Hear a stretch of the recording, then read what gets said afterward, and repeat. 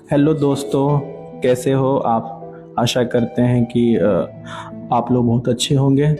जैसा कि आप लोग देख रहे हैं कि हम ऑफिस में अपने बच्चों के साथ कुछ क्वेश्चन आंसर कर रहे हैं।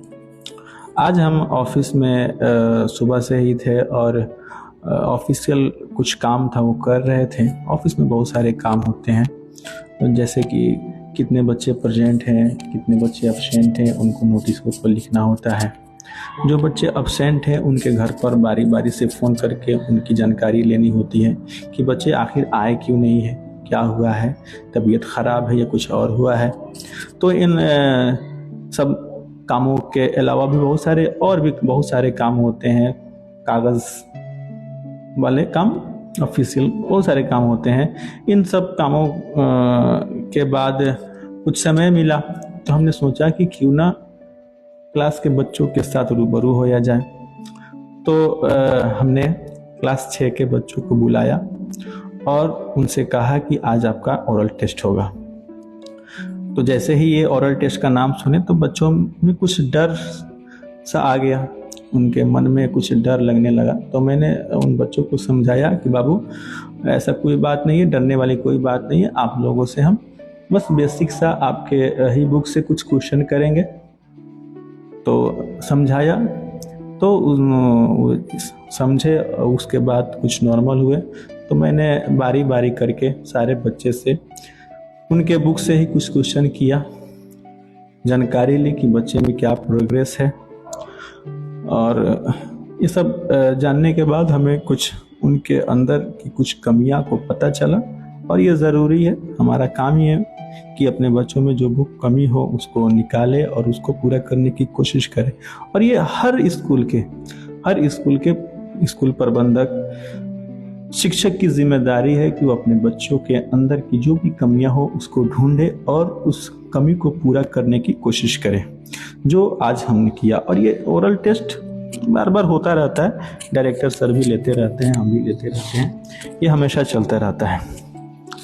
जैसा कि आप देख रहे हैं कि हमने सारे बच्चों को बारी बारी से पूछा, रीडिंग कराया, तो काफ़ी अच्छा लगा, हमें भी अच्छा लगा, बच्चों को भी अच्छा लगा।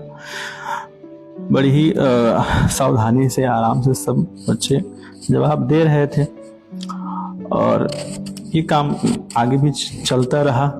जिस तरह हम लोग स्कूल में काम करते हैं और बच्चों का हर चीज़ का ख्याल रखते हैं, उनकी कमियों को जानने की कोशिश करते हैं, उसी प्रकार उनके अभिभावक का भी एक कर्तव्य बनता है कि अपने बच्चों की अंदर की कमियों को जाने।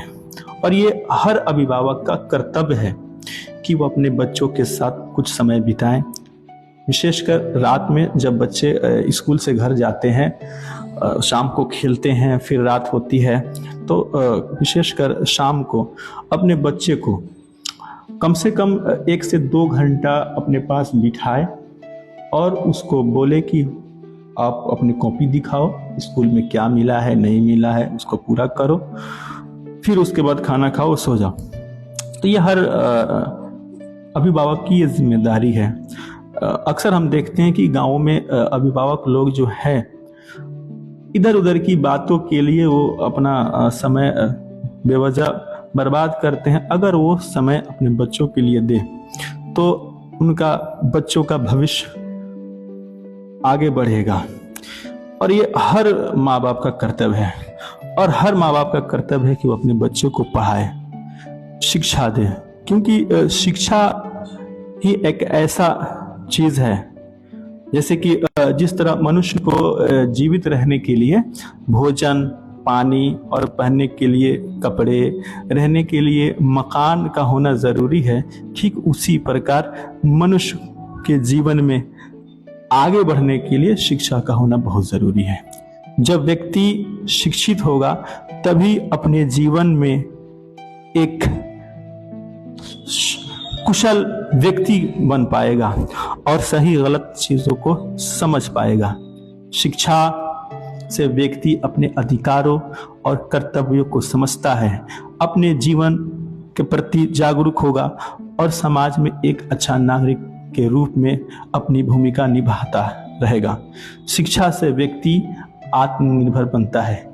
इसलिए आप सभी अभिभावकों से ये अनुरोध है कि अपने बच्चों का नामांकन अपने नज़दीकी स्कूल में ज़रूर कराएं, क्योंकि शिक्षा ही सफलता की कुंजी है।